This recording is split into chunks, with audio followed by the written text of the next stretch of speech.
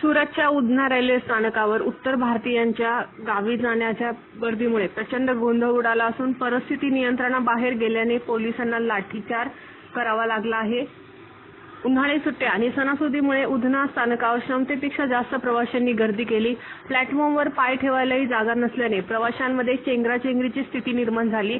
गर्दी पांगवण्यासाठी आणि कायदा व सुव्यवस्था राखण्यासाठी रेल्वे पोलिसांनी लाठीचार्ज केला।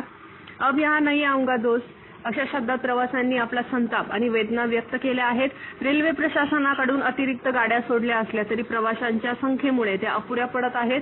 गर्दीत लहान मुले आणि महिलांचे प्रचंड हाल झाले। काही प्रवासी बेशुद्ध पडल्याचीही प्राथमिक माहिती आहे। एवढ्या मोठ्या प्रमाणावर गर्दी होणार याचा अंदाज घेण्यास रेल्वे प्रशासन अपयशी ठरल्याची टीका केली जात आहे। अब नहीं आऊंगा दोस्त, अब नहीं आऊंगा, बता देना।